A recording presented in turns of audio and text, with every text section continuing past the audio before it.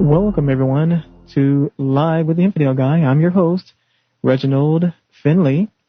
And, well, I sent everyone on my email list a special email concerning my current situation of me getting robbed.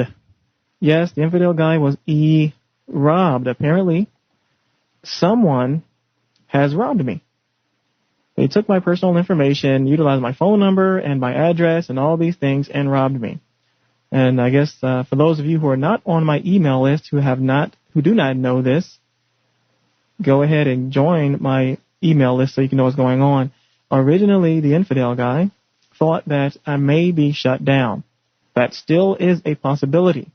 But I have recently received a lot of pledges from you, my loyal listeners and friends, to see if they can keep me going for these 2 to 3 weeks that I may have to go through with the bank here. Right currently, I'm letting you guys know because I guess I feel like many of you are my friends. You are my listeners.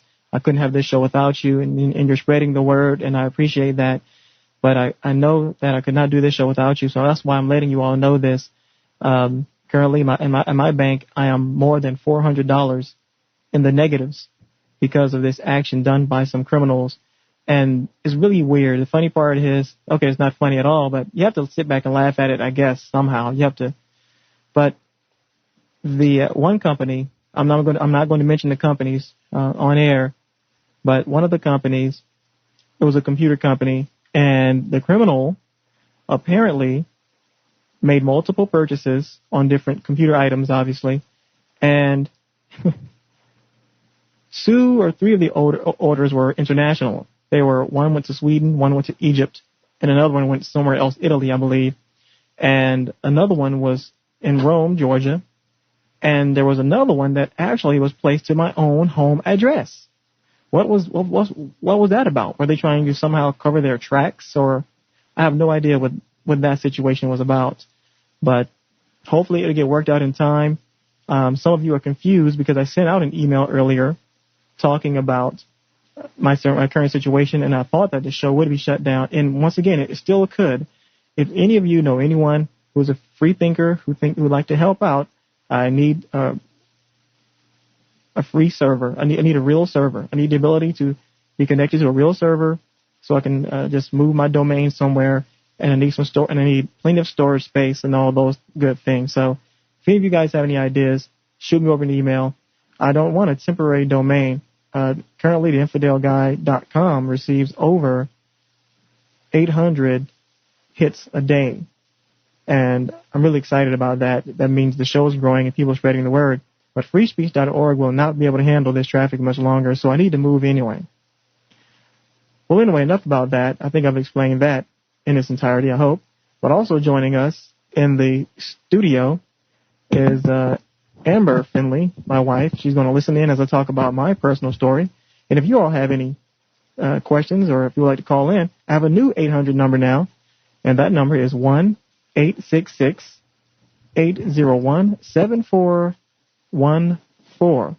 And I see there's some activity going on here in the chat room. And just so you all do know, I did indeed call the police about this. I'm also going to try to contact the FBI because the police are dropping the ball on this. I don't know if I need to go over their heads about this or what. I would also like to have a special thank you to the Council for Secular Humanism for assisting me. The Campus Free Thought Alliance assisted me in helping me to do a few things earlier on before I had this financial crisis, but I could not have continued without their help, and nor can I continue without you guys' help. Once again, I plan on making this one of the biggest shows on free thought all over the internet in the world, and I can't do it without you. Once again, if you want to help out, I'm not begging here, but okay, yes, I guess I am kind of begging. But what I need you to do, if you could, just go ahead and put $1 or $2 in an envelope and just send it to the post office box that's listed on the front of the webpage. That's all. Very simple. You don't have to send thousands of dollars. Everyone seems to think, I have to send Infidel Guy $100. No, just pop in $1 or $2. Think about it. $1 helps. $1 is better than nothing. And that'll really help me perfect the equipment, get more quality guests on. Also, please, guests. This is very important. I need some quality guests on the show. I really can't do it all by myself. I have been doing a pretty good job, I guess, so far. But as you see, I want to have daily shows, or I want to show every evening. So what I need for you all to do is talk to individuals that you know are evolutionists or even creationists. Why not? And let them know about this show. Every e-group list you're on, if you could, send out some information about the show. And because I really need the more people that are attracted to the site, whether positive or negative, is good. For instance, let's look at landoverbaptist.org. They get a ton of hits a day. I think they get over 14,000 or so hits a day, if not more. So that's the type of attention that I would like the Infidel Guy Show to get. And the more quality guests that I have on, well, the better the show will be. I cannot run this entire show alone. Well, my wife has joined us in the studio. Say hi to the listeners. Good evening, everyone. I guess they can hear you. Okay. Great. I see you have some more listeners and coming into the chat room. Well, that's great. Well, I guess, once again, if you have any questions, feel free to send an email. I'm sorry, not an email. Call me at 1-866-801-7414. And if you have a question, I'm looking right at the chat room now. You can simply ask me your question in the chat room, and I'll try to respond accordingly. Don't be shy. Don't be afraid not to call in. Okay. I know that's a big deal for some of you guys, but it's really easy. Just call in, and we'll do the rest. Well, let's start here. Where can I start? I guess I'll start when I was a child. Now, I don't know if many of you have had this experience, but when I was a child, I believed in superstitious things. I believed in ghosts and goblins and ghouls, Santa Claus, elves. The boogeyman under your bed, all that. All those things. And this is what we are taught to believe. That this was our reality. And my mother wasn't a very religious person growing up, so she didn't take me to church actually I don't think she took me at all. Maybe when I was younger, but not at all as far as back I can remember. But my first paranormal experience, I guess, occurred. I think I was watching something on television. See, that's why television is bad to a degree, because there aren't too many critical analyses of these things going on. And but anyway, I'm watching some show on psychics or whatever, so I started thinking, hey, wow, I might be psychic, because I always guessed what my mom was thinking before she would even tell me, and it scared her. She'll say, how did you know I was going to say that? So I started to believe this stuff. So I bought, I can't remember what did I do? I remember. I found a deck of cards in my mom's desk. And with those deck of cards, I held them up with of course, them facing outward with the pattern design facing me. And I'll try to guess what each of those cards were. I did pretty well. I guessed 37 out of 52. To me, that was amazing. I said, I must be psychic. And that is very high. That is really good. That's very good. So I went, wow, I must be psychic, because I was really guessing it. But as a kid, who knows? Maybe somehow I could have been fooling myself. What do you think? Just lucky, Yeah, could be. Well, and so where was that? Oh, yeah, so the card thing. And so I encouraged my mom to buy, and I'm going to talk about a lot of other things. I'm not going to stay on this too long. I'm going to talk about many things. I'm going to talk about minorities in atheism and things that I've noticed in the black community here in Atlanta, and things I've learned growing into my free thought. But I'm going to start at the beginning so you guys can know where I'm coming from. So I talked to my mom, and I said, Mom, there was a commercial on Time Life Books about Mysteries of the Unknown, I believe. Yeah. And I read all those books. I read them all. Here I am. I'm 11 years old. And I read all of these books about ghosts and spirits and demons and goblins, and wow, all this stuff is real, but it's scary. It was scary to me. And I didn't put that together. Let me back up here. An experience that occurred shortly after I read those books occurred, and I didn't put it together. But I had a waking dream. When I was a kid, I thought it was real. So get that straight. But as I'm older, I know now what I experienced. But then I guess I'll just speak to you as if I have no knowledge of what was going on. I awoke in the middle of the night staring at my ceiling. I heard this weird crunching noise. It sounded like potato chips crumbling. And I look up to the ceiling, and all of a sudden these little black dots began to appear on the top of the ceiling. And I'm thinking, what the hell are those? And I'm looking a little more intently at these things, and they turn into big giant cockroaches, and they begin to fall on my face and suffocate me, and I couldn't breathe. And I'm slapping my face, and I'm fighting with these roaches. And I turn to the side, I jump off the bed. Oh, actually, let me back up. This little creature was a little devil-looking creature. It looked like it had goat legs, and it's a typical depiction of what Satan looks like, but it was a small version of it, though. And it had these horns. And I tried to dive at this creature and to kill it because I felt that I'm going to die. Here I am, 11 years old, and already I've come to terms with I'm going to die, and I have to do something. So I dive at this creature to stop it. And at that moment, I hit the ground and woke up. I mean, everything stopped at that instant.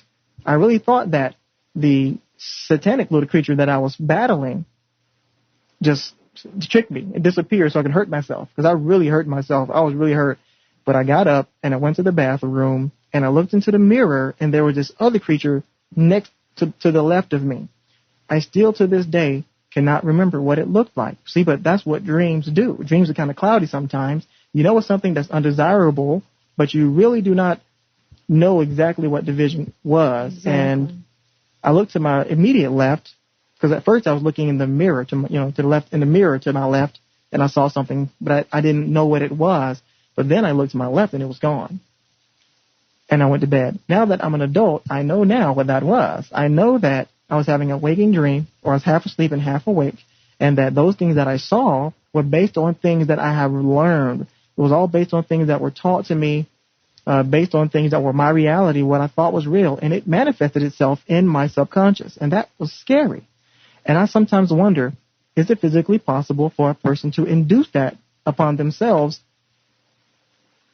in a religious type situation? I don't see why not.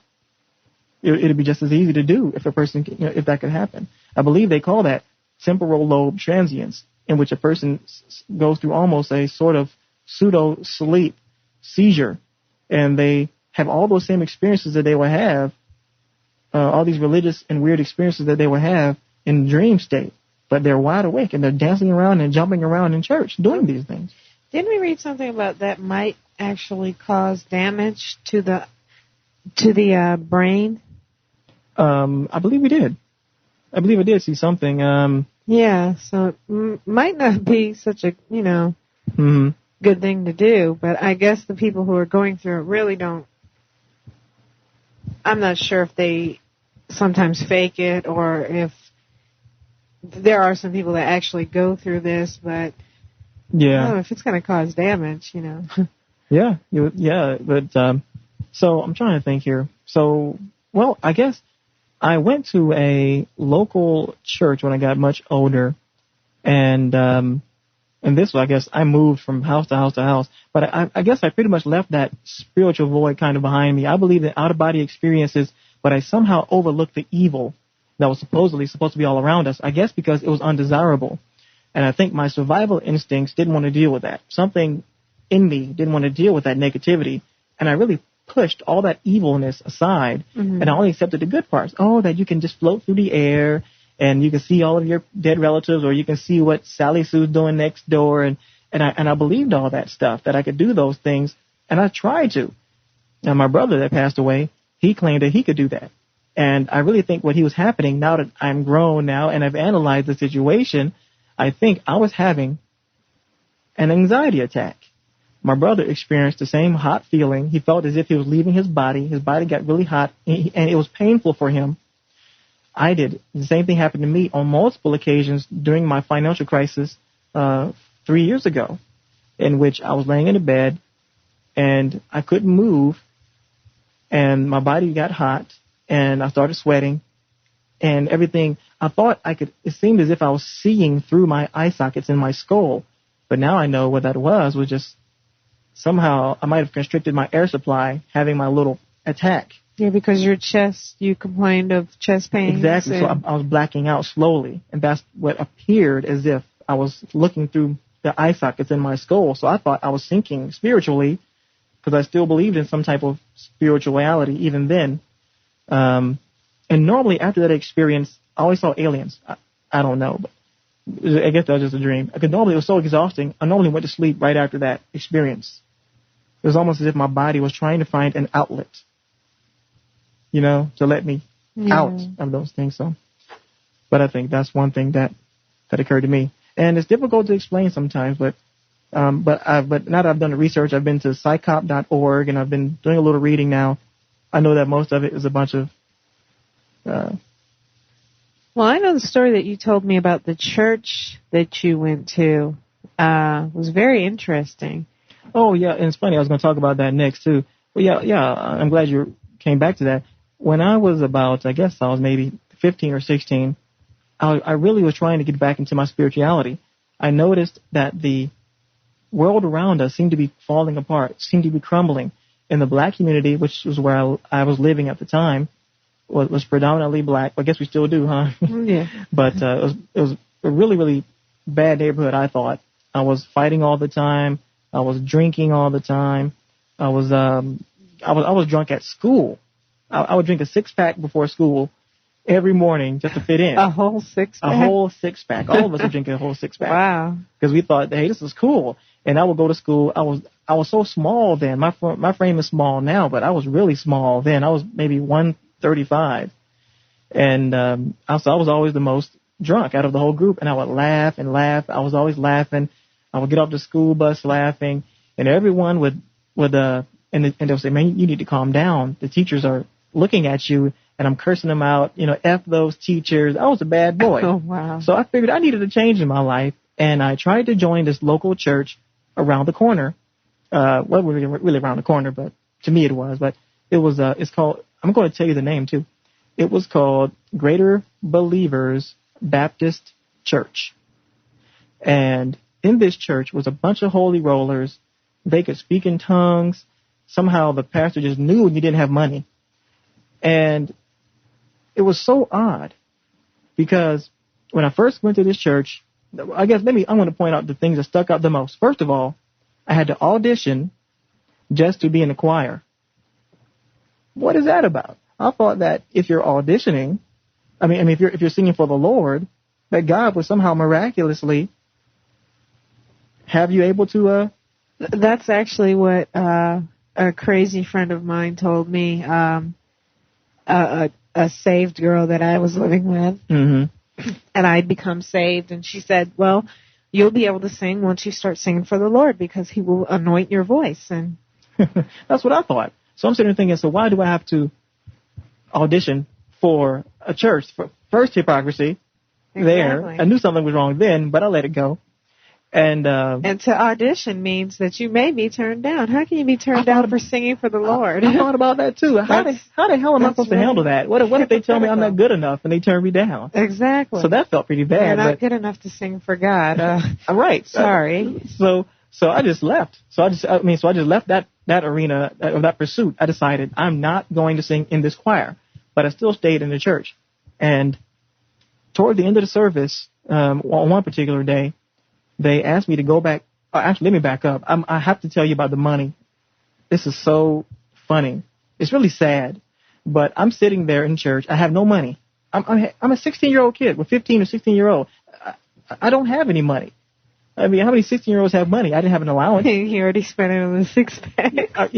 True. So I'm sitting here in church, and the music starts playing for the music. That money. I call it the money collection music. When the tune changes, it's time to collect money.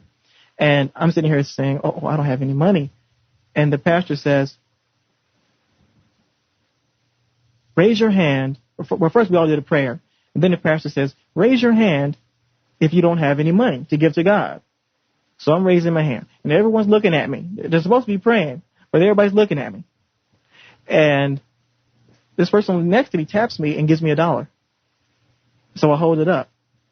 And then shortly after that, because I'm new, so of course they're going to jump on me. Who in here isn't saved? Because I was next.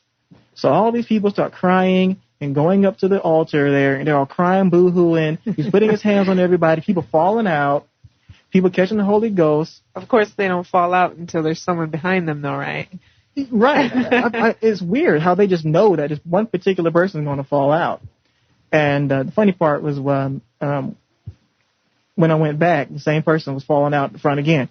But anyway, I went up. I was trying to give myself to God.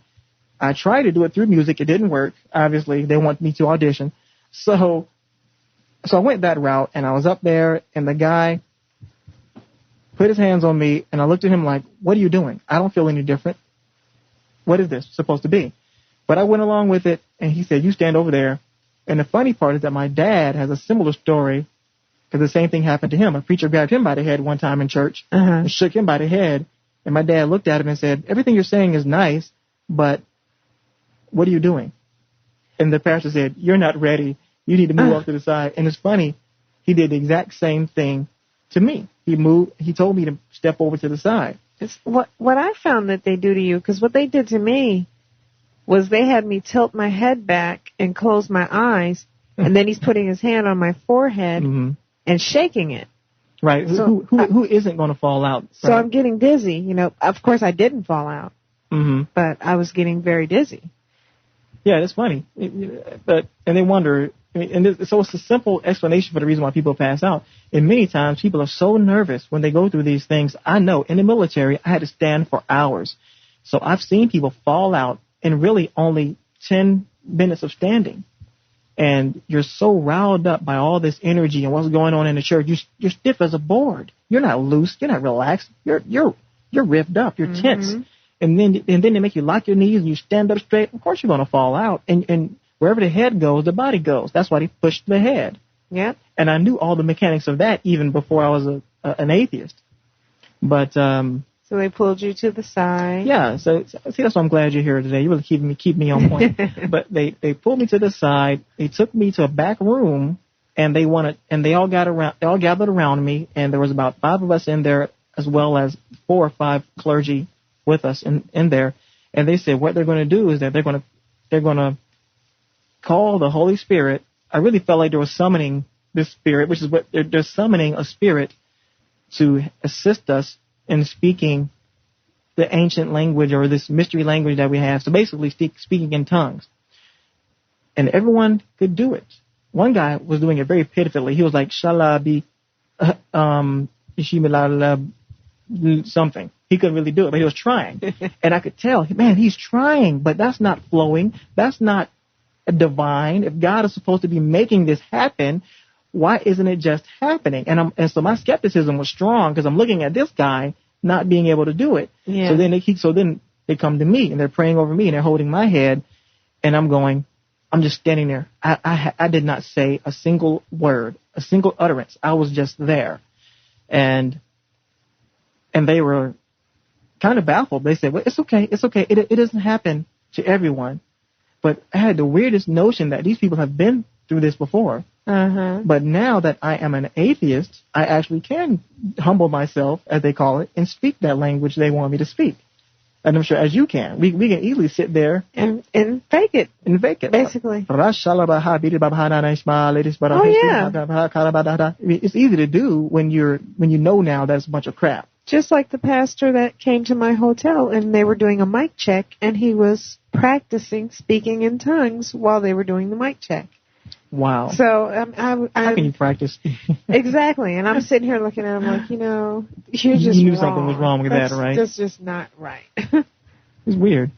And but the biggest issue during the reason why I left the church, the biggest issue was that one of the senior clergy members approached me and said that, it was a woman. She said that if you do not, she said if no one in your family is a Christian, they are unevenly yoked, and you need to leave them behind and pursue the Lord Jesus Christ, or something, or some such variation.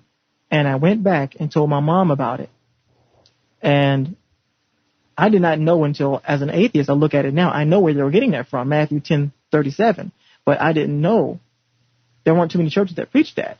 They say that if you're unevenly yoked, that you can't argue with that person or you can't try to convert. That's what they say, and that you can't live together. But they were trying to pull me from my family. And my mom heard about this. She stormed down there with me, and all the women tried to act like they didn't say these things, or they didn't act like they were trying to pull me away, because they asked me, was my mother religious? And I told them, well, I don't think so, because we never talked about God, really. The only question I ever asked my mom was, Mom, what's Easter about? And I think she tried to explain it to me, but it didn't even make any sense to me even then, when I was a lot younger. Easter is about a big bunny that lays colorful eggs. That's all it's pretty about. much it. He leaves you candy. But see, that scared me, though, even the concept of the Easter bunny. I'm sure it scared you as well. Oh, my mother used to tell me horror stories. She said if I tried to go downstairs and see the Easter bunny, that he would turn me into a train and Santa Claus would give me away at Christmas, and I was terrified. I would not get out of the bed. Wow. That's scary. It was. That is scary. But I used to wonder this. I used to wonder, what if Santa Claus got this wild hair up his butt and he got angry with me and he decided to come upstairs and just take care of me? Just take you out because you're just a little too bad that you're... Yeah, just take me out. I'm thinking, what's going to stop him? This man breaking and entering into your house. Yeah, I mean, if I'm naughty, what's my punishment? I mean, God sends people to hell. What's Santa Claus going to do? 50 lashes. So I used to worry about that, too. Or I used to have dreams that Santa Claus would bag me up in his bag and he would fly high up into the sky and drop me from his sleigh. You were tormented, weren't you? Definitely. Oh, my goodness. But yeah. Huh? My favorite line that your mom told those women, because she told me the story, too, was when the lady said, oh, we hope to see you again. And she said, oh, you'll be seeing a lot of me. Right. And let those women know that they were not going to take her son away. Yeah, they were trying, too. They were trying. I'm thinking they needed that much faith. But the funny part is the church now has been in existence for quite some time now, and they have not really grown significantly. They've only recently bought the liquor store next door and turned it into a nursery school. Yeah, because a lot of people aren't willing to leave their family for nothing, because all through history, I'm sure everyone knows someone who has been jerked around by the church. My grandmother has been. My great-grandmother has been jerked around by the church. They say that they're there for you, right, when nothing is wrong. Ooh, and I want to write that down. I have a story about that, too. I'm going to share with the listeners, too, about a friend of mine who recently I've been speaking with recently, and she told me a story of how she left the church after her church abandoned her when her daughter died. And she found that very hypocritical, and but that'd be an interesting story. I may talk about that if we have enough time at the end of the show. Once again, if you have any questions, you can post those in the chat room. And if you want to call in to our new 800 number, I've got rid of the old one. It sucked. So I have a new one now. You can call it 1-866-801-7414 if you want to talk or ask your questions, etc. I guess we can now talk about what happened much later than that. So once I left that church, once again, hey, I'm out there doing my own thing now. I really didn't know where to turn. I still wanted some spirituality, but that wasn't the church. And so later on in life, I ended up singing with a group. They were called 4J at the time. And we were all, and it was me and two other guys who started the group. And then we incorporated a few other guys, and we were a gospel group. We sung mostly gospel. We also sung R&B, but we mostly sung gospel. So we're singing around the entire town and everything. We're doing all these different things. And I could have really made them a lot of money, but they didn't want to go through with it. And I'll get back to that in 1 second. There's a caller. You are live with the Infidel Guy. Go ahead. Hey, Guy, I really appreciate your show. I love listening to it, and I'm glad you're out there. Oh, well, thank you very much. And who are you? My name's Rick. Hi, Rick. Thank you for calling in. You're welcome, sir. Hey, listen, I'm wondering if you can give us a perspective on being black and growing up in the black community and being an atheist. As a white guy, it seems like I've met very, very few black atheists, and I'm just wondering if if you found it's really hard to find communion in the black community. Sure is. Given your atheism, and if this has led you to kind of hang more with white folk, so to speak, because it just seems so rare to see anybody in the black community being really open and outspoken about atheism. Oh, sure. For you, I mean, you are a breath of fresh air. Oh, well, thank you. And that was the reason why I started the website initially, about 2 years ago. I once heard a saying that there are 58 million black Christians in the nation, but there's only 2 atheists or something. So I didn't like that statement. So what I decided to do was go on ahead and start my website and show people that, hey, we do exist and we are out there. And I figured that maybe will lead other people to free thought, and it has been working slowly but surely. And how have you been received by, say, the community that you grew up in, and your family, and your peer groups and all? Whoa, man, that's another hour show, but I'll definitely. Are they going to stone you? I tell you, sometimes I think if they wish they could, they would. Yeah. My brother, my oldest brother, one passed away, but my oldest brother, I guess I won't mention his name for his sake, but he's a deacon of a church. But before, I didn't think he was really too religious, but he's pretty much shunned me. He doesn't invite me over anymore. He doesn't like me talking about anything philosophical or religious near his family. I told him, he asked me, what's so bad about religion? Why can't you just believe? Why can't you just accept this? Look how mom handles it. She doesn't have any problems. And I told him that Jesus says that I must hate my family. Yeah, exactly. If I'm to follow him, and I can't. And he immediately replied with, "It doesn't say that." Yeah. I knew then the conversation was going to go nowhere, and we just really haven't really communicated that much anymore. And I've tried to steer him to the website a few times to learn a little something. He thinks he knows something because he's simply reiterating what the church tells him. Now, as far as the black community is concerned, outside of, first, I guess I'll let you know. I was going to say this later in the show, but since you called in, my mother identified herself as a Christian until she got to college. Then she considered herself an agnostic all the way until she had a conversation with me after college. Now my mom is a declared atheist, and she'll tell anybody that now. She wouldn't before. That's interesting, and it's interesting the connection between education, schooling, and the turning away from religion. They seem to go hand in hand. I've met very few uneducated folks who were atheists. It almost seems to be part and parcel of the education process. That's true, but luckily for us, you're right. It takes I think you have to get to a particular level, because luckily for us, there are many individuals out there who are uneducated, who are non-religious, but don't have any idea, or they don't know what an atheist is. So, so that's good for us. They're not out there trying to debate on our behalf. But that's the reason. That's the purpose of the show, of course, is to get baby atheists and baby free thinkers and agnostics and others out there who are trying to understand all of this, and that's the purpose of the show. And like I said, I just want to say thanks for your show. It's great, and I really enjoy it because as an atheist, I find there's very few people I can talk to about these ideas, and very few people I can find communion with. And when I can tune into your show and just listen to a bunch of folks talking about this and know that these people are on the same wavelength, I really feel like I'm not alone in this world with my beliefs. And oftentimes we are. We're surrounded in a Christian culture, or at least very religious cultures, and it can be overwhelming at times. So I'm glad you're out there, and thanks for a great show. Thank you very much. Thank you for calling in. Sure, you have a good one. You too. Bye-bye. Wow, that was great. I'm glad Rick called. Yeah, but I'll finish off his second part of the question. He talks about how does the black community relate to us, basically, as a whole. And it's pretty sad.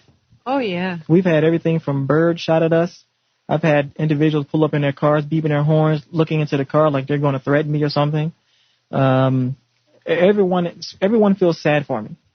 Everyone just feels sad for me and my family. I've had people tell me, how can you do your family like that? And it's just ridiculous. Yeah. But it could have been worse. Things are actually better than I thought they would be, especially being here in the South. Exactly, really. Like they used to give me a lot of flack at my job. But the type of person that I am, I'm a very caring person. I'm not trying to toot my own horn, but that's how I am. I'm a very caring person, very nice. I listen to what you say, and I do the right thing. So when they find out I'm an atheist, they have this this preconceived notion of, oh no, she's going to be this way and she's going to do this thing. And then they let it go and they realize that I'm the same Amber that was there the day before you knew that I didn't believe in your God. And I haven't changed. It's your opinion of me that has changed. Right. And I continue to act the same way that I do, and everything just goes back to normal. Because, not having a belief in God doesn't define what type of person you are. You define that for yourself. I know plenty of God-fearing people who do things that I find appalling. Oh, definitely. Definitely, all the time. We have a question from Don here. He says, do we think it's a black thing or is it a Southern thing? I would say it's a black thing. What do you think? Because this is what's going on, ladies and gentlemen. In the black community, many blacks identify themselves as black, or they identify their blackness with a religion. If you're black, it's almost as if you have to be religious. I mean, once again, I'm sure many of you, how many black atheists do you know? I guess that speaks for itself. Yeah, they usually think that it goes two ways, though. They usually think that if you're black, you have to be Christian because it's the right thing to do, or you have to be Muslim because it's the cool thing to do.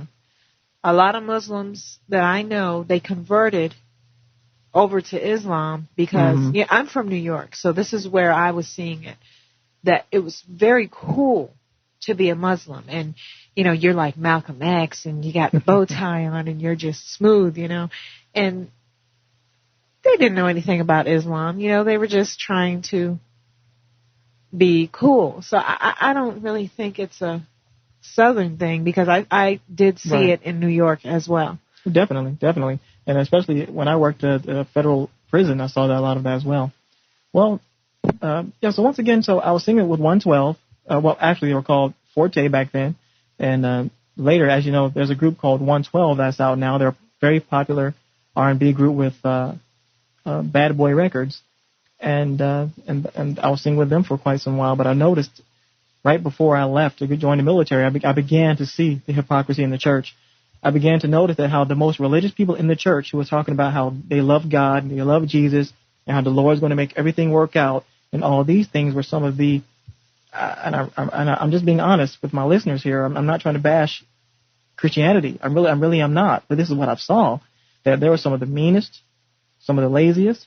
There were some of the most lying individuals, some of the most sinning, quote, sinning people. Exactly. One woman was the most popular woman in the church, and this was almost at every church I visited. There was always a woman who was the biggest whore in the church, but she was the biggest Christian too.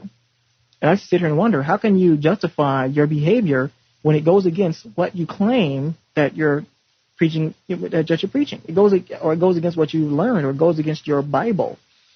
And it really, really opened my mind up to that. Yeah. So I left the group and I joined the military. I was in the infantry. 11, Mike 10 was my MOS for any of you U.S. Army veterans listening to the show. And I was in the Army infantry stationed in Kirchgans, Germany. They call that the Rock. And it is one big-ass rock. There's nothing there but a liquor store and a movie theater. But the movie theater, hey, can't beat that. That was better than some posts, huh? But I had a great time in the military. I really loved it. And there was a small church on post. It was predominantly a black Baptist church. They spent the most time there. But it doubled as a Catholic and other Protestant and many other beliefs. It doubled as a worship place for all different faiths. But predominantly, it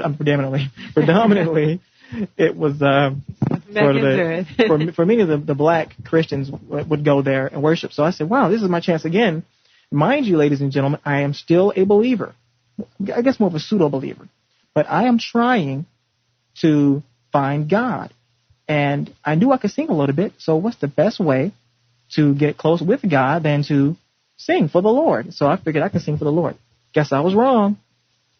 Same thing. Well, actually, this was different. Everyone in the church conceded that I sung very well. Many people said, wow, you're blessed by the Lord. You're going to, wonderful things are going to happen for you. I see that. God is telling me you're a good person. God is telling me that you're going to serve him. Guess God lied to them too. But later on within the church, I can't remember the exact time, but I remember, I think it was either during a choir rehearsal or during the middle of one of the sermons during Sunday. And one of the preachers, as a matter of fact, okay, let me back up. I remember now. The music director doubled as the pastor. And the pastor said out of nowhere, singing will not get you closer to God. Who else could he have been talking to but me? I knew who he was talking to. It was so obvious. As you can imagine, I never went back to that church either. I couldn't believe it. Obviously, I'm trying to do the right thing. So once again, it's like the church itself pushes away members. And it all arises from one of their holy 10 commandments. What is it about jealousy? Thou shalt not covet, or something like that. Is that the jealousy one or whatever? I don't think they have a jealousy one in there, do they? Oh, well, anyway, it was obvious jealousy of your talents when it shouldn't have even been that. Right, because that wasn't even what it was about. And I think if it wasn't for his envy of my skills, I think I may be a believer today. I really don't know. He probably did you a great service. Oh, he did me a great service, no doubt about it. So anyway, all that, I left the military, and I went to college. I came back home to Atlanta, and I went to college. I went to St. Leo College, which was a long-distance Catholic school at Fort McPherson. And I took many different courses. I loved philosophy. Philosophy was the best course. I took a lot of philosophy courses, but none on religion. So finally, one day, the dean approached me and said, "Hey, Reggie, how would you like to take a course in atheism?" I said, "Hell, why not? I really like to see what these heathens are up to. I really want to know why these non-believers want to go to hell." So I took this class, and to my amazement, and you will not believe what book that we utilized as the textbook. It was George H. Smith's book, Atheism, The Case Against God, for the textbook. Some of you may wonder, how did I manage to take an atheism course in a Catholic school? Well, it's quite simple. The dean himself was an atheist, but nobody knows but me. Oh, well, I guess everybody knows now. But anyway, please don't try to contact him to let him know that you heard this story. But the dean was an atheist himself, and no one knew that. No one knew. And he just loved to see me grow and develop. But long story short, I totally blew the class away with some of my thoughts, because I never realized how borderline I was to free thinking until I took that course. And I read the book 3 or 4 times. Goodness, it was a great book. It really opened my mind. But right toward the end of the course, I finally identified myself as an atheist with confidence, I thought, until the first test. One of the women in the course approached me, and she asked me, "Reggie, you do believe in God, don't you?"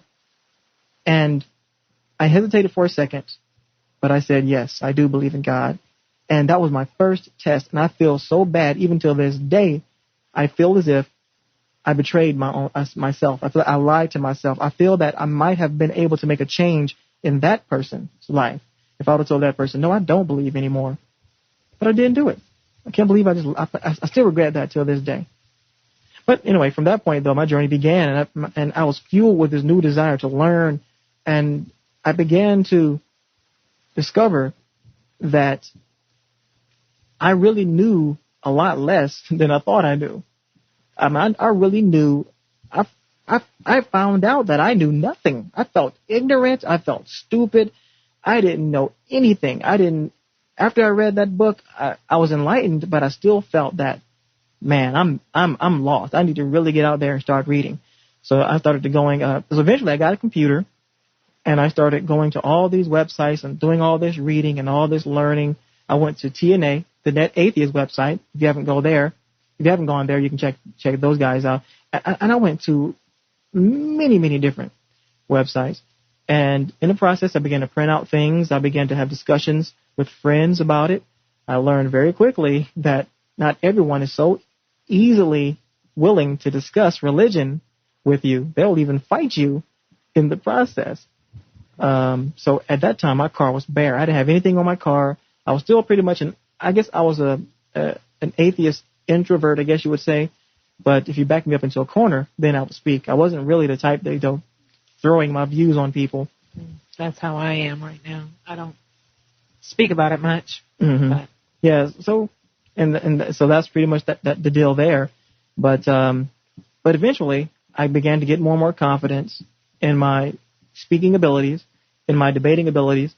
And at the prison, no, I wasn't in prison. I used to work at a prison.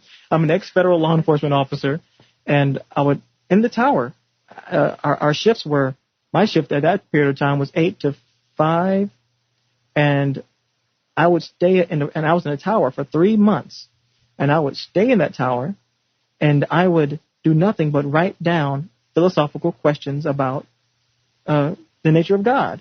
I would sit there, and actually, ladies and gentlemen, just in case you didn't know this, the question about God list that you see on my main page, that was inspired from a previous list called 40 Questions About God that I wrote 3 years ago in a tower. And while prisoners were jumping over the wall, you were just writing. Yeah, prisoners were getting away. Yeah, gunshots were ringing out, officers down. But hey, I was reading, and I also had a copy of George A. Smith's book there at the same time. And I'm just sitting there, just writing away, asking questions like, if God is so good, why did He create evil? Why did He make Satan if He knew Satan was going to bring evil, or tempt man, as they say? Why did God create man with foreskin if He has a problem with it? And then I began to notice all these deficiencies on our bodies that are things that we really don't need. And I started wondering, well, if we were divinely created, then why do we have certain things on our bodies that we don't need? And all these things began to just come to me as I'm sitting here in the tower. But I had no one to share it with. So me being the little a-hole I was, and I needed someone to talk to, I actually started calling up fellow officers in the other towers just to talk to them. Because we would always call and talk to each other, but no one really ever talked about, religion was never talked about. It was always gossip. So I was the one who started the religious debate. Word about me got all around the prison. Even the inmates knew that I was an atheist. Word also got around that I could sing, though, too, because a few inmates that were locked up remembered me from the streets when I used to sing with Forte.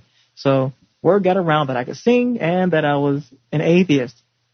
Eventually, I left that the tower as my place of duty, and they later moved me to W Ward, which I affectionately dub as Wacko Ward. Okay, this is our psychiatric ward, and I was up there for 3 months. Now, this was the first revelation. Listen intently, ladies and gentlemen. You're going to really, really appreciate this. This was my first experience in discovering that free thought can help people. Before, there was no concept to me of, well, okay, I thought, well, people need something to believe in. I believed all these things, that people need something to believe in. I'm wrong to challenge their views, all these things. However, that whole concept, that whole idea I had about that dramatically changed when, upon working in Psycho Ward, there were a few inmates who were tremendously disturbed, to say the least. One inmate would rub feces all over his face and walk around his cell. Another man would hang himself from the air conditioning ducts periodically and, of course, just fall down. Another guy would see things and talk to himself. Another guy would do nothing but sit there and read all day, but they claimed he was suicidal. And I'm going to try to shorten this as quickly as possible. I guess it's going to be impossible, though. All of these people that I've spoke, I took the time out to talk to these people.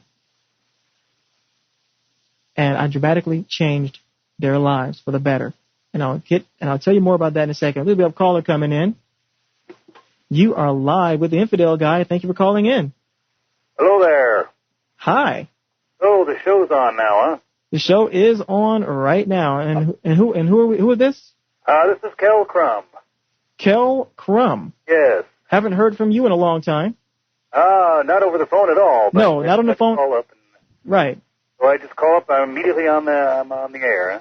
Yep, you sure are. It's okay, though. I'm talking about my personal story, so actually you called in right on time. So it's showtime. Yeah, it's showtime. So we're just... I missed. Huh? Actually, we're talking about... I'm talking about right now my life at the federal prison where I worked at for 3 years as a federal correctional officer, and how I discovered that for the first time that free thought was a positive thing that could actually replace religion. When I discovered that the individuals that were in the particular area that I worked at, they were mentally disturbed inmates where I was working for 3 months, and many of these inmates were suicidal and all these things. When I began to take the time to talk to these inmates, unlike the other officers who would not, I discovered that many of their problems were because and due to religion. I've heard of that. And I could not believe it. And I didn't believe it. It took me a while to wonder, am I making this up? Am I concocting this? But sure enough, I was not. A few inmates I talked to, one guy was suicidal because his church turned on him. His church pulled his wife from him. The church told his wife that he's a sinner. He's never getting out of prison. But in fact, he was getting out at 18 months. They called him a liar. He's dangerous, which he was. I mean, he robbed a bank. Yeah. And that'll do it, yeah. Yeah, that'll do it. That'll get you labeled. Exactly. And he wanted to kill himself. And I saw instantly that this man did not have the education he needed to feel important. He just didn't have that feeling of belonging that he needed. And I truly feel, Kel, that I gave him some of that, if not a lot of it. What we did one day, he pulled out his Bible and he began to try to talk to me about his Bible. And I told him, well, there's a lot of things in it that I don't agree with. And I had a highlighted Bible with me, and I switched Bibles. And he flipped through that Bible, and I had to leave that. I told him he can keep it overnight. My shift was over, and I came back the next day, and we sat down, and we well, he was behind bars, but I sat down in front of the grill there, and we talked for almost the entire shift. And by the time I was done with him, he said, Officer Finley, you have given me a reason to live again. You make me want to go out there. He said, I'm getting out in 18 months. And when I get out there, I'm going to tell everyone what you have told me, everything that you've taught me, and I'm going to do more reading. Give me some books. Give me some magazines. I need to keep reading. I'm going to go out there and teach. I got to help these people know and understand what I know. He had a purpose now. And spread the word, my son. Well, oh, sorry. A little bit of my gospel background. An atheist spiritual. Huh? An atheist spiritual. Yeah. I'm working on that, actually. Actually, I'm appearing at with the Council for Secular Humanism coming up this weekend, right? Right, honey? It's coming yes, this weekend. It is. And I may try. I'm not making any promises, but we'll see what happens. But I may try to sing my version of Imagine by John Lennon. Okay. Mm-hmm. I don't have to do the master, huh? I'm going to try. I'm not going to ruin it. Not going to. You're going to improve on it? Or? Nah, I'm not going to really. I may just add a small few ad libs here and there, but I'm not going to Whitney Houston it to death. Whitney Houston, as she likes to do. She likes to destroy it. Oh, I see. I gotcha. Yeah, she'll add all those 10,000 extra lines in the song, and you forget what the original song really was about by the time she finishes. But she can sing, but, sometimes there's some songs you can just leave alone, She goes overboard. Yeah, she goes overboard sometimes, but I like her. And I will always get that. I'm familiar. Actually, I heard the Dolly Parton version. I was really more impressed with that one. Now we switched to song talk. Yes, we did, but that's okay because I'm talking about my personal story. Yes, okay. That was very interesting. Yeah, and I have a lot more to talk about. You have so many. Oh, so many. I'm going to try to cut it short. I don't want this show to last 2 hours. Oh, this is a 1 hour show then. It's supposed to be a 1 hour show, but it could go over that. Who knows what can happen here. Yeah, it'll be like a music award show. We'll just run over. Of course, they can't do that anymore. So. Oh, really? Okay. Yeah, people. The commercials are paying too much money, or the advertisers are paying way too much money for that to keep happening. Yeah. And now to finance talk. Oh, okay. Yeah, back to finances. I talked about that earlier too, at the very intro of the show. And by the way, for the listeners just coming in, we will be archiving this show. So if you missed it, don't worry about it. When this show is over, in the next, I guess we may go over 15 minutes or so. That's why I catch most of them. Okay. The archive because of my work schedule. Oh, okay. I work late, so I have to catch the rerun. Okay, yeah, I backed this one up an hour, so I can give some of the later people a chance to check it out as well. But yeah, so in the next 20 minutes or so, if you're just coming in, it will be in the archives. So I can catch the beginning. Oh yeah, sure. But I'll say it again for those just coming in. This is a live show, so it's no problem. But it looks like things may work out. I'm not really sure. I'm trying to be optimistic here, but yeah, I heard about your finances. Right. The website could still go down, in fact, because the only way they'll accept a check at this time is if I pay for the entire year, which I can't afford to do. So it's a great possibility it could go down. So I decided, thanks to the inspiration of the listeners, I'm not going to give up. I'm going to continue on and just push through this. I have faith. Just kidding. I have the confidence enough in my abilities and my listeners to assist me and help me do what I have to do. And there's some other big people up there really trying to help me stay on the air. So we'll see what happens. I really need a better server anyway. You can do like a PBS pledge drive. I thought about that. 24 hours of nonstop Infidel Guy, hoarse and drained. Yeah, now see, you have to do a little better than PBS. PBS makes the big mistake. They're on television. Mm-hmm. You can see they're wearing fancy suits. When I see them on PBS, I think, wait a minute, if they need money, how can they afford those nice suits? Right. If I'm going to give money to somebody, I want these people on PBS to be wearing apparel. When we wear rags or a barrel or something, holding a tin cup with pencils in it. Then I want to give to PBS. Now, see, on your show, you could just say, I'm dressed in rags, and then people will send the money in. Hey, see, now you know why I don't have a video feed. No, just kidding. That's exactly. Well, of course, if you do a video feed, then you just have to dress poor. That's all you have to do. Oh, yeah, I can do that. As a matter of fact, I saw a news program I guess it was maybe 2 years ago, that those homeless guys you see on the street that hold out those cups for like hours at a time, 40 hours a week, they actually make more money than us. One couple, there was a couple, and they actually tracked them back to their $100,000, actually it's a $1 million home. Yeah. And they were making over $150,000 a year begging. You know, the church has gotten in on that, too, down here in Atlanta. Because now, a lot of the street corners you go to, there will be a member of the church standing out there with a Help the Church bucket. Oh, my God. They have really capitalized They figured out how to do it right now. They figured it out. The church will say, hey, the homeless make that much money. We can rush on. And that's what they do now. They send these little kids out there now to beg for money. Exactly. Growth industry. As if they don't get enough money. Yeah. Oh, man. They're going to be getting 1099 forms pretty soon. Hopefully. Yeah, but but Kel, if you have a dollar, you can throw this way. Sure. My P.O. box is on the front of the webpage, and oh, that's right. Yeah, that'd be great. You can just send it to that P.O. box, and hopefully we'll see what happens. Yeah, I can't promise anything because I'm running into some money problems myself. Wow. Yeah, we definitely need to hold an atheist drive then, or a free thinker drive. Everyone that needs some help, we need to help each other. The church does it. Oh, well, no, they don't. They say they do, anyway. They say they do, but they don't. You need atheist televangelists. Ah. That's right. I need to contact Darwin Bedford in Canada. He calls himself the Atheist Messiah. Maybe he can bring in a few bucks. Yeah. Do a little bit of secular healing.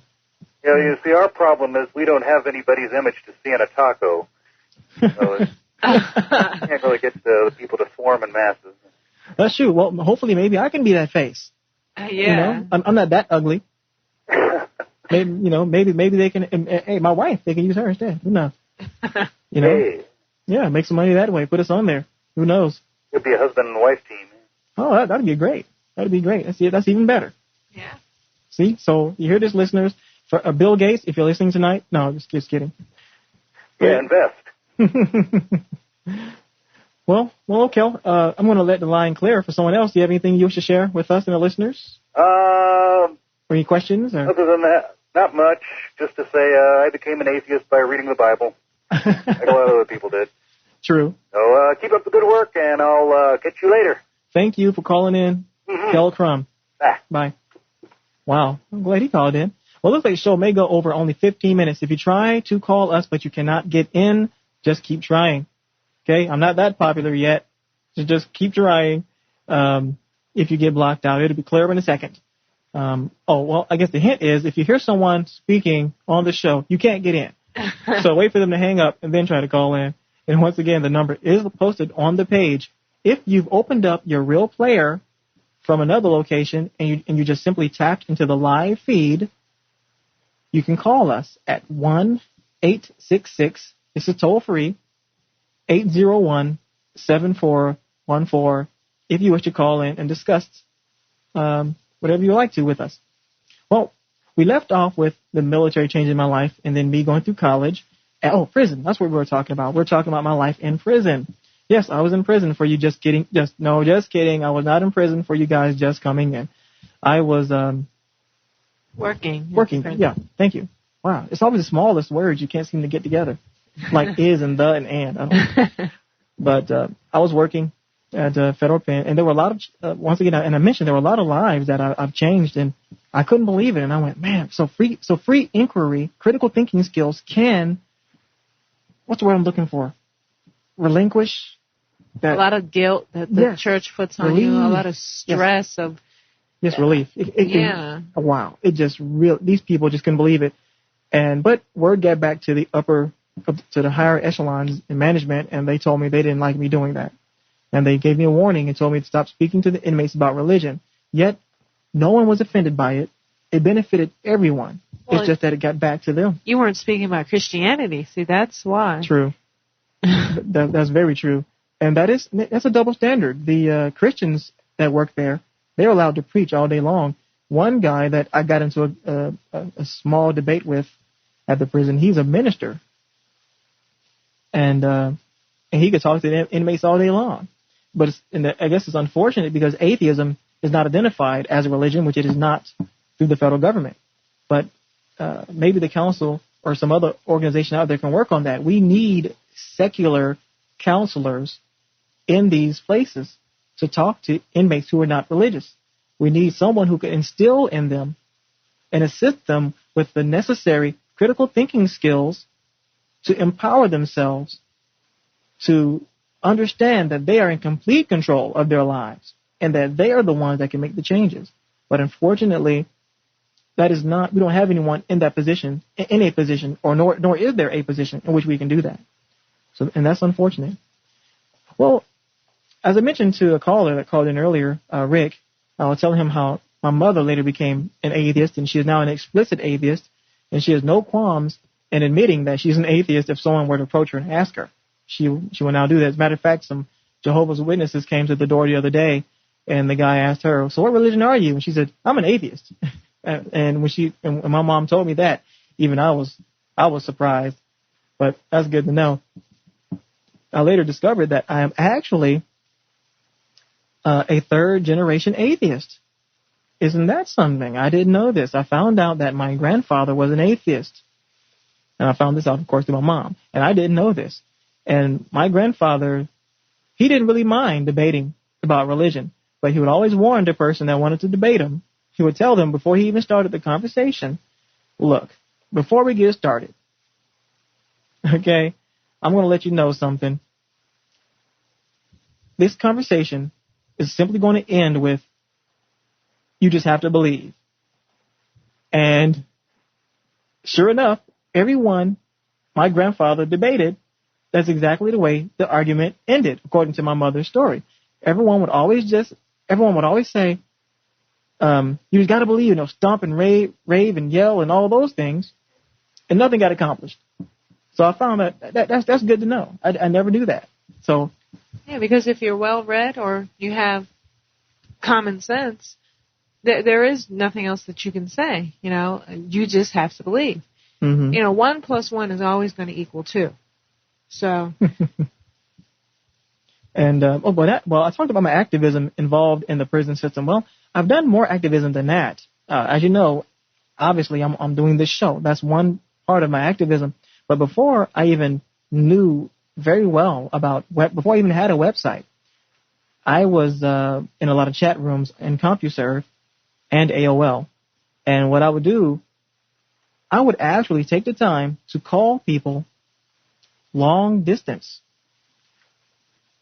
accepting those charges. Obviously on my bill, And I would call people and assist them in freeing their minds.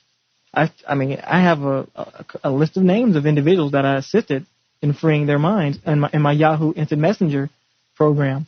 And all these people I've contacted, and they're so happy now. They're so glad to be free of that religious oppression. They were so oppressed. They felt so evil and so nasty and so bad about themselves.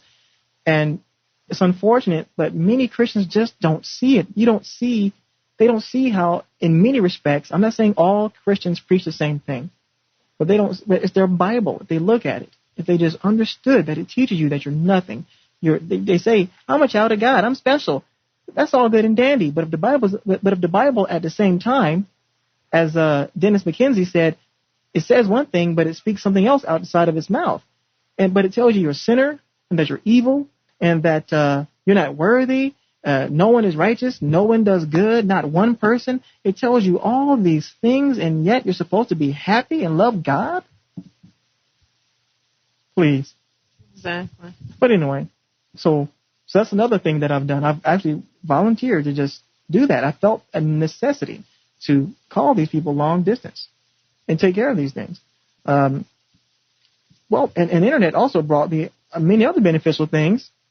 First and foremost, I have webfan. I can get food through. Okay, I'm just kidding. I met my wife. I met my wife through the internet. And believe me, ladies and gentlemen, when they tell you, please do not meet anyone over the internet. Oops, sorry. I know, because he's crazy. Please, don't do it. And you stole my line, and I'm going to spank you after the show. You stole my line. I'm quick. Yeah, you are quick. Goodness. Oh, well, I guess I can't use that line. Hate is all I have to say.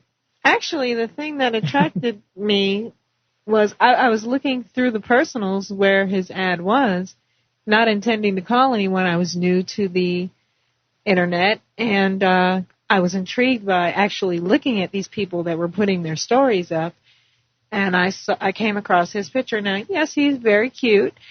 And, yes, he is. I'm not cute. And see, the listeners don't see the big mole on my nose. But the thing that intrigued me was his handle. I have love handles? It was, I'm for atheism. Oh, okay. And I was like, huh? So I instant messaged him or emailed him or whatever, and we talked from there, and that's how we met. So. And I regret it till this day. No, just So atheism brought us together. Yeah, I was a believer at the time. Well, I guess it did. Yes, and thanks to me, simply, well, why don't you tell your deconversion story real quickly, because yours isn't as long as mine. Well, this started when we first met in the telephone conversations and everything. Well, I've always been an open-minded person, willing to listen, and I just asked him, I was like, well, what does your handle mean? That was very dense of me, because it was kind of like, I'm for atheism. Wow. What do you mean by that? And then we talked a bit, and he got my phone number. Well, I got his phone number and called him. Actually, she was a stalker. She shouldn't have told you the truth. What happened was...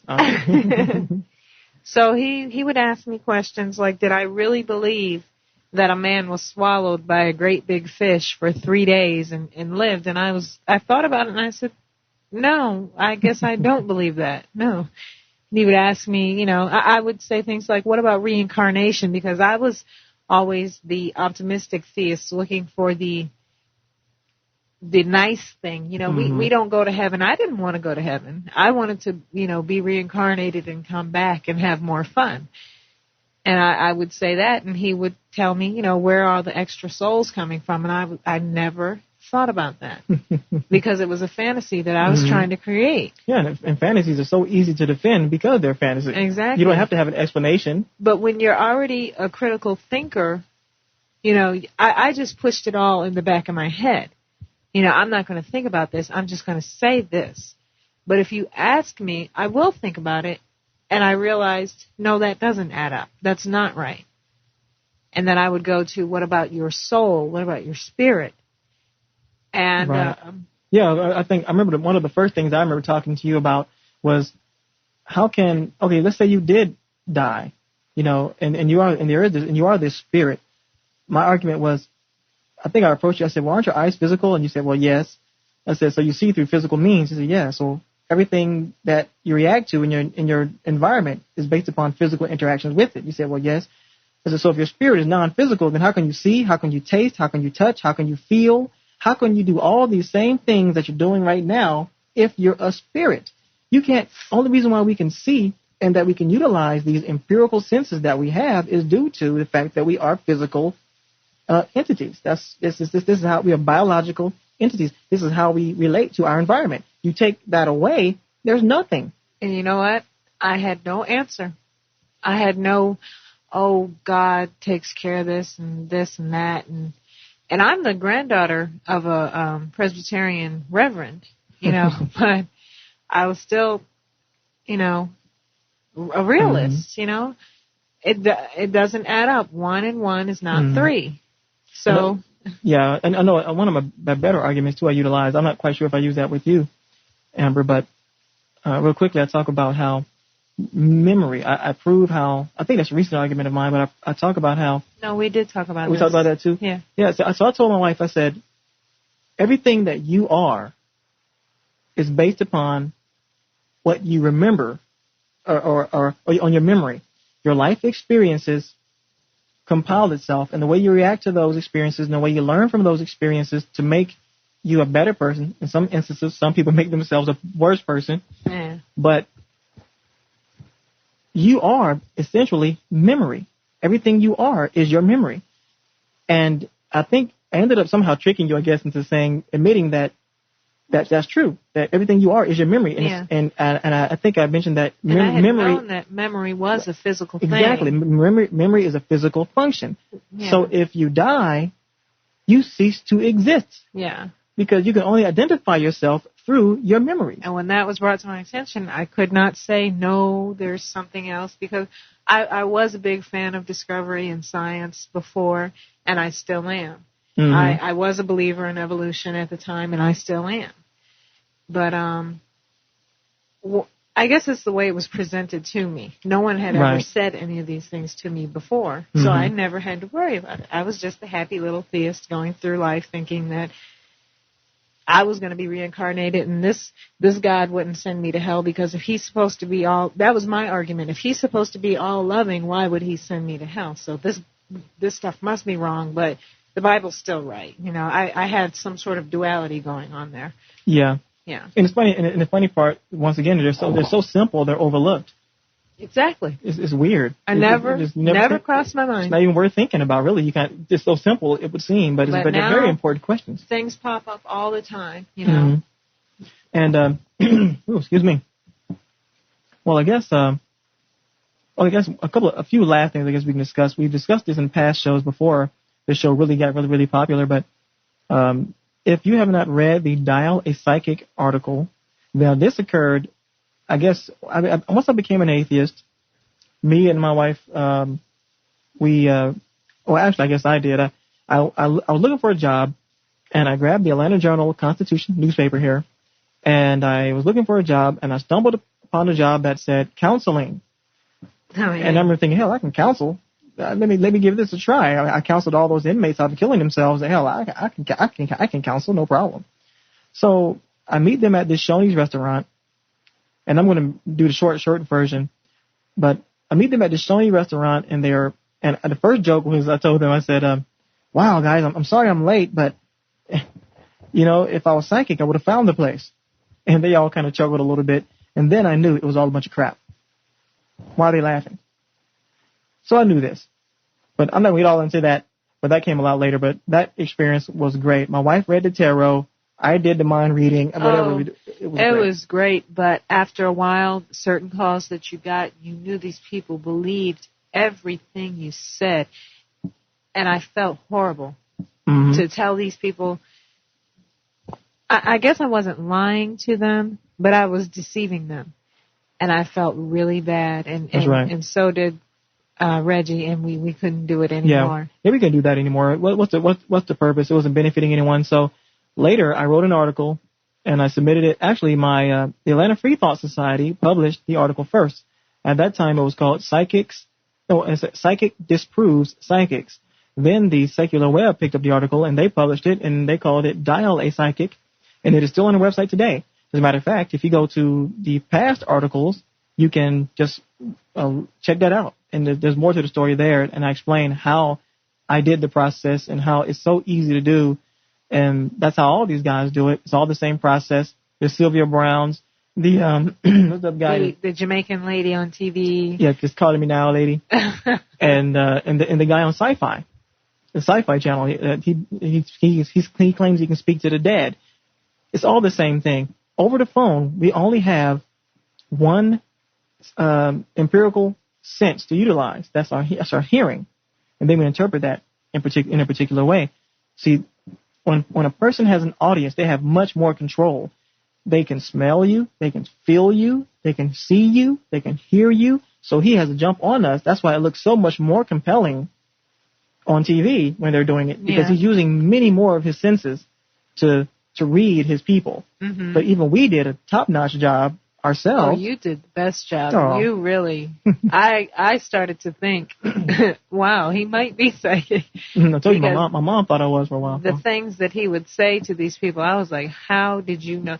See, I would do things like a lady asked me, she said, I'm supposed to be moving upstate in October, and I want to know if I'm really going to make this move. And so I said, I see you making a big change in the early fall. I see you making a turnaround, possibly a move or something. And she's, oh, wow, and I'm like, how could she not see that she just told me what she wanted me to say? But she thought I had done something mystical and magical. Right. But he was way better than that. As a matter of fact, I'm going to respond to Achu in here in the chat room. He says he disagrees. Oh, by the way, Don B, the reason why psychic lines are not prosecuted for fraud is because they have not been scientifically proven to be real. And on the bottom of every commercial, it says for entertainment purposes only. And I don't understand why people still call in thinking that this is real. So Achu talks about the subconscious. And one thing I'm not a neurosurgeon, I'm not an expert, but what I do know is that, see, first of all, the brain is not a sense. The brain is a processor. Let me break it down to you like this, Achu. The brain will not be able to function without the senses. The brain would have no way to process or store any information if it was not for the senses. So the way I process that information is not another sense. So everything that I'm talking about is how I utilize the way I hear what's going on. I can hear certain noises in the background. I can hear maybe dogs barking, so I know the person has a dog. I can hear helicopters flying over or planes. I know that they're near an airport. And I can utilize all these things for my benefit just by listening. Now, once again, Achu, I couldn't see these people. I was on the phone, so I'm not talking about sight. Now, the other 4 empirical senses are what other people utilize because they have, like this guy on the Sci-Fi channel, which makes his case seem more real. That's the only point I'm talking about. Okay. Now, I may have a talent at processing what my empirical senses are giving me thanks to my brain, but it's not an extra sense. Okay. The subconscious is not an extra sense because it would not function if it did not have the empirical senses from which to begin to even pull that information from. Yeah. Just like you say that I think any scientist would agree with me on that. You can hear someone smiling over the phone, and you can hear when someone is happy on the phone. You can hear when someone gets upset, when they're upset about something, like they ask you about their boyfriend, and, they start, I just want to know if Tom is, is he cheating on me or anything? You already know that she has a pretty good idea of what's going on. So 9 times out of 10, yes, Tom is cheating on her. So why not go ahead and say, yeah, sorry, he is. Okay, well, 5 more minutes left before the bottom of the hour here. We're not going to take it over. Because I can't miss Dragon Ball Z tonight. But anyway, I just had to throw that in there. I'm going to talk about using the internet for a reason. And this is what I'm going to say. That was my story. And now here I am today. I guess first I'll tell you, some of you have been with me so long that many of you, of my loyal listeners, remember me from when I first started my first website. when it was nothing but a picture of me on there and a few words like, hi, I'm in Atlanta and I'm an atheist. Some of you have been with me that long, and some of you guys have been on my emailing list for over 2 years now, and I really, really appreciate your support. That really, really means a lot to me because you have seen the show grow and you see the effort and the time that I put into this, and it's really all for free. I mean, I don't receive a salary for this. Every bit of money that I have received from you, I have put right into my show. And in many cases, I think I still have the receipts for this stuff. So I can show you that I'm not getting a cent out of this. I wish I was. And that's exactly where I hope this can all go, eventually. But if you do not have a website, well, let me break down some statistics to you guys so that you see what I'm talking about here. I checked this out today because I was very curious to see how do we stand in any one particular search engine. I didn't do them all, but I did Google, which is one of the most popular search engines out there. Now, www.google, let me spell it because I have trouble saying it. It's Google. If you do a search under science, you will get 25,400,000 hits. That's pretty good, huh? Now, if you do a search on Christianity, you'll only get 1,280,000. Now, the word just Christian standalone, just the word Christian, you get 10,100,000. Now, just the word religion, you get 8 million, and the word atheism, you only get 164,000 hits. That's sad. That really is. I think that's pretty sad. 164,000 hits under atheism. Now, this is the reason why this, I'm going to say it bothers me, but what I would encourage people to do, if you do not have a website, go to GeoCities, go somewhere, do it. Make a website, please. All you got to do is say, hey, I'm an atheist. Put it somewhere. I think GeoCities indexes your sites anyway. I think GeoCities will submit your site to search engines free. I think they do that anyway. And just have keywords in there and somewhere in the site mention atheism and all these things. We need a bigger presence. We need to show that that we're a formidable opponent for pseudoscience, and that we're out there. We're trying to teach reason and critical thinking skills. We want to show the positiveness of skepticism and free thought and atheism, agnosticism. We want to be there, and the only way you have to be in their face is to. So I encourage all of you. If you don't have a website, it's easy to make. It's really easy to do. Mm-hmm. Just put it together. We really need your help. Let me tell you how sad it was. Oh, well, thank you. Thank you for linking to me, Achu. But what we need to do, because when I first started, I typed in the word black atheist, nothing came up. Nothing came up at all. When I first became an atheist, and I said, well, let me see if there are more people or more blacks in my community who were brave enough to stand out. Nothing came up. Then maybe a few weeks later, 2 articles came up from American Atheists. And it was about some articles on Ham, the Bible, something, some Bible story, and the origins of the Ham myth or whatever. But that was it. And you had a few famous black atheists in there and all those things. That was cool. But there was nothing at all. And sure, some of you may say, well, I'm going to go make a website called whiteatheist.com. I remember someone told me that one time. And that's not what the goal of blackatheist.com is about. Blackatheist.com is simply to show minorities out there. I don't care about race. I don't believe in race. I think we're all the same. I know that we're all the same. We're all just human beings with certain genetic differences, but we're all human beings. Yeah. But many individuals in the black community don't see it the same way.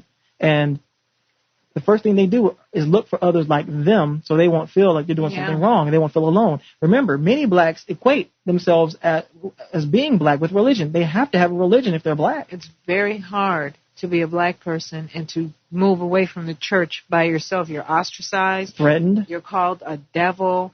They get physical sometimes. Mm-hmm. And of course we know this of course we know that this happens in other communities. We do know that. But it's just that I can't explain it. Is it a black thing? I don't know. It's terrible. I can't explain it, but I know this happens with other people because I get stories all the time from other individuals who go through the exact same problem that I had coming out as an atheist. But it's not about that. It's really just to get blacks the courage to say, hey, I'm a black atheist too. I'm in Atlanta. I'm in Minneapolis. I'm in California. I'm in wherever. And I'm going to let people know that we do exist. Because there's so many. When I first made myself known to a few chat rooms and told them I was black, they freaked out. Yeah. They're like, you're what? People will tell you there are no black atheists. Yeah, I hear that all the time. And the website that you can go to and see, blackatheist.com, well, here's a bunch of them right here. A lot of people, it's easier to stand with someone than it is to stand alone. People say, that is true. You're not, there's nobody there with you. Well, actually there is. We have a bunch of people with us, not only black people, but we have Hispanic people, we have white people. We have a lot of people standing with us. Mm-hmm. Yeah, that's right. And hopefully, and I think religion helps suppress a lot of that camaraderie that the human race needs. Exactly. I think they separate us, but that's not. But the goal of the Infidel Guy is not to separate us more. It's actually to bring us together. Exactly. The more curious black people that just type in. By the way, you can type in Black Atheist, I think, in almost any search engine, or Infidel Guy, and one of my sites will come up. And actually, a lot of blacks have contacted me through. They went to Yahoo or Google, and they just typed in Black Atheist, and my site came up, and they just lost their minds. They had no idea. And you should read the letters. They're very shocked and grateful. I thought I was alone out there. I didn't know where to turn. Nobody would listen to me. Things like that. Mm-hmm. So it's very, very important for more websites to be up to help bring people into the fold, to let them know don't feel bad. You don't need to feel evil. You're not a sinner. You are inherently human. And that is what all you are. You're born into this world as a human, unlike Psalms 58:3 that says you're born a sinner. Yeah. And you're, or that effect is. And now I realize the webpage. I've never sinned in my life because that's a Christian concept, and I just don't buy into it anymore. I don't sin. That's a Christian thing. Just like I tell them, they say you're going to hell, and I say no, that's your hell. You go there. Mm-hmm. I don't have anything to do with it. And of course, there are pros and cons to being an activist. I've had my car scratched up, Darwin fish stolen off the car, threatened, car punched. There are dents all in my car. So there are some. I mean, I could die. I could get shot in the head tomorrow. I have to be honest. I hate to say that, but it's a reality that when you're out there speaking against something that is the norm or what they perceive is the norm and right. Hey. And they don't like any opposition. Now, there's one thing I'd like to say before we go off the air. Everyone out there who knows about our financial situation, what happened with the card over the internet. Yeah, with some punk thinking we're rich, taking all our money. Boy, and it was really a bad blow to us. This is really a terrible time for this to happen due to the show and actually our own means of living. It really, really messed us up. And all the people that are sending in gifts and the people that are giving their condolences, it really helps, and we really appreciate it. Even if we did not receive one dime, which we haven't yet, but I'm sure some of you are bringing some things in, but we still appreciate the camaraderie, the assistance, the calls I've been receiving, the emails. All those things mean so much more to me than money ever could. Yeah. It really does. It keeps me feeling positive that somehow this is going to grow. I'm doing a great service that I need to continue to do. And if you are on my emailing list and if you hear this broadcast, please send me an email. Let me know you're listening to the show. Let me know you appreciate the show so I can know what direction to go. Yeah. And don't be afraid to talk to me. I need you people. I'm not that busy. I'm busy, but I'm not too busy to talk to my listeners. And it really feels good to know that you guys are out there and you care. Not because somebody's making you care, but because out of the goodness of your quote unquote heart, brain, out of the goodness of your mind, There we go. I like that. You really care about what happens to other people, and you do empathize with us, and we really do appreciate it. Mm-hmm. Thank you. Okay. Well, I guess that concludes this edition of of Live with the Infidel Guy. I appreciate you all who have called in and those who have joined us in chat. If you have not linked to my site, my website, please do so. If you have any suggestions on how to improve the website or improve the show, let me know. Don't forget, recruit guests. I'm looking for everyone. Evolutionary biologists, philosophers, authors, science fiction. You heard the other show. You have a Christian that thinks he has some new information. No run of the mill guys. No run of the mill guys, please. If you're going to send a Christian this way, send someone who knows what they're talking about. Exactly. Okay. So everyone, once again, thank you for tuning in to the Infidel Guy real audio show. Well, now called Live with the Infidel Guy. There will be no theme song tonight. Okay, someone sent me an email and said they're tired of hearing that same theme song over and over again. So I'm working on one tonight. As a matter of fact, Ryan, I know you're listening. You're supposed to help me with that. You're guilty. You're supposed to help me get that theme song together. But I'm just kidding. By the way, if anyone has any graphics they'd like to send me, if you're a graphic artist, please do that. I guess to make this simple, everyone do what you can to help this show, to help the site. Because this is not only my show, it's your show. Everybody have a nice night. Thank you for joining us. Bye-bye.